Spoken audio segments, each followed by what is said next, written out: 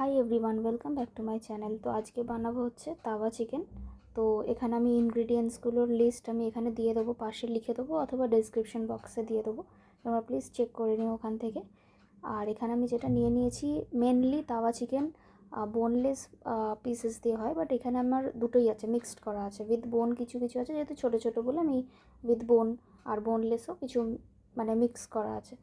তো as the name suggest, এটা তাওয়া ফ্রাই, চিকেন তাওয়া ফ্রাই। তো আমি এই পুরো রেসিপিটা তাওয়াতেই করব। তো আমি এখানে একটু সাদা তেল দিয়ে নিয়েছি। তেলটা ভালো করে গরম হয়ে গেলে তাতে আমি গ্রেট করা যে রসুনটা করে রেখেছিলাম সেটা দিয়ে দিলাম। এখানে রসুনটা একটু তেলে ভালো করে ভেজে নিতে হবে। সামান্য কিছুক্ষণ রসুনটা হলেই আমি তাতে আদাটা গ্রেট করে রেখেছিলাম, আমি সেটাও দিয়ে দিচ্ছি। তো রসুন আর আদাটা একসাথে খুব ভালো করে ভেজে নিতে হবে যাতে কাঁচা গন্ধটা চলে যায়।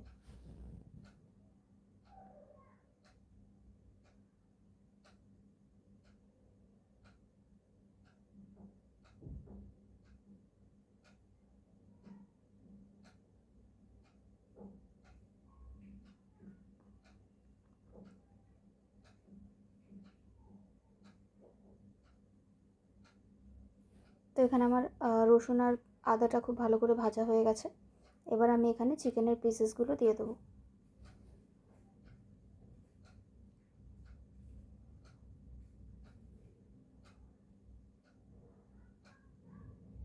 এখানে কিছু কিছু পিসেস একটু বড় বড় আছে, সেগুলো রান্না করতে করতে আমি কেটে নিয়েছিলাম খুন্তি দিয়ে। তো দিয়ে চিকেনটাকে আদা রসুনের সাথে খুব ভালো করে ভেজে নিতে হবে।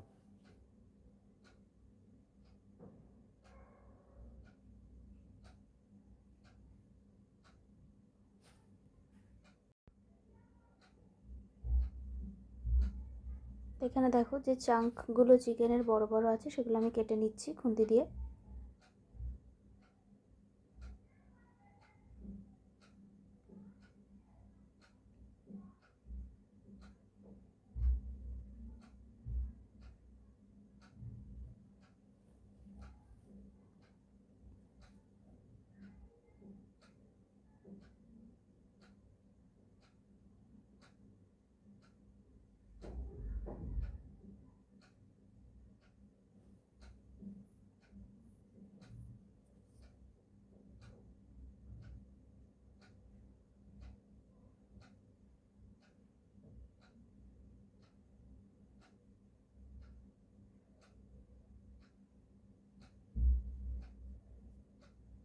এখানে বেশ কিছুক্ষণ চিকেনটা নাড়াচাড়া করে নেওয়ার পর আমি যে টমেটো কুচি কেটে রেখেছিলাম সেটা দিয়ে দিলাম।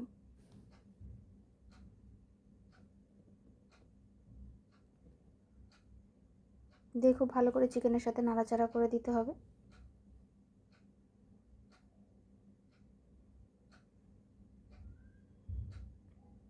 আর এখানে দিয়ে দেবো হচ্ছে পরিমাণ মতো নুন।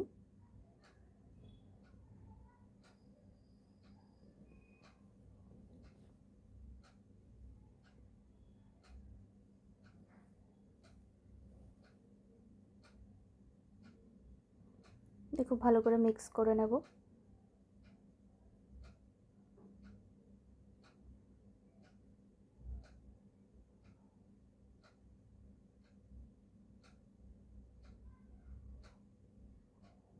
এবার দিয়ে দিচ্ছি স্বাদ মতো চিনি।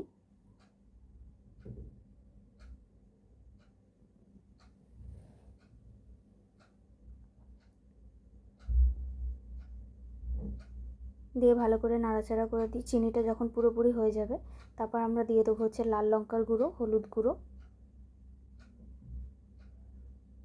আর দিচ্ছি মরিচ গুঁড়ো,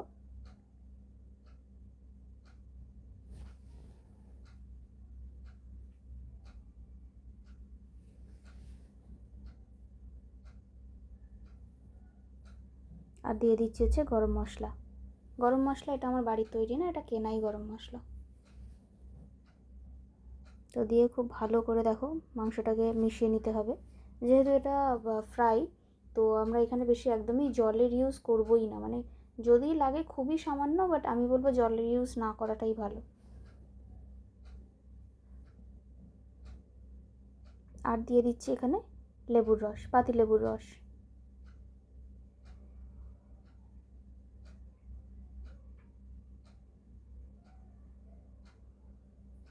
এখানে খুব ভালো করে মিশিয়ে নিচ্ছি।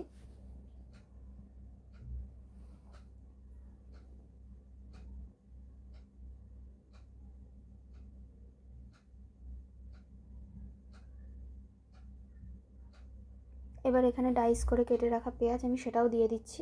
এখানে চাইলে তোমরা পেঁয়াজের সাথে ক্যাপসিকামও দিতে পারো, ডাইস করে কেটে রাখা। আমার কাছে ছিল না, আমি দিইনি।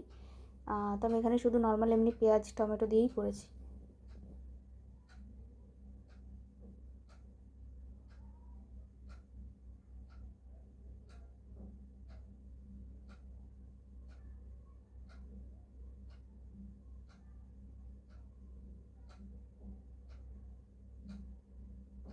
আর দিয়ে দিচ্ছি এখানে কাঁচা লঙ্কা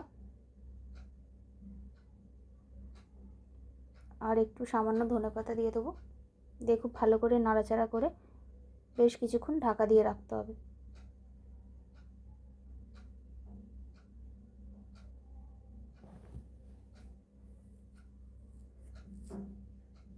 দিয়ে দিচ্ছি ধনেপাতা।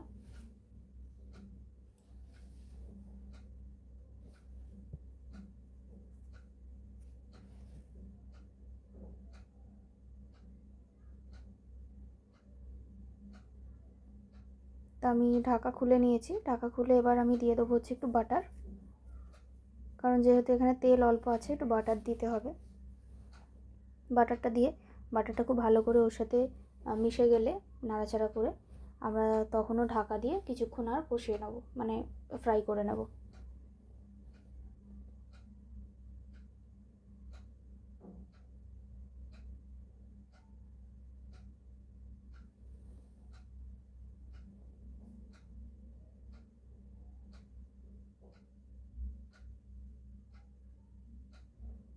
তো এবার এখানে আমার বাটারটা খুব ভালো করে মিক্স হয়ে গেছে। আমি এখানে ঢাকা দিয়ে রেখেছিলাম। ঢাকা খুললে জিনিসটা কিছু এরকম হবে। আর আমি তার ওপর দিয়ে একটু টমেটো, ধনেপাতা আর কাঁচা লঙ্কা দিয়ে গার্নিশ করা আছে। এটা তোমরা গরম গরম রুটি আর পরোটা দিয়ে সার্ভ করতে পারো। তো তোমরা একবার বাড়িতে বানিয়ে দেখো। আশা করছি রেসিপিটা তোমাদেরও ভালো লাগবে।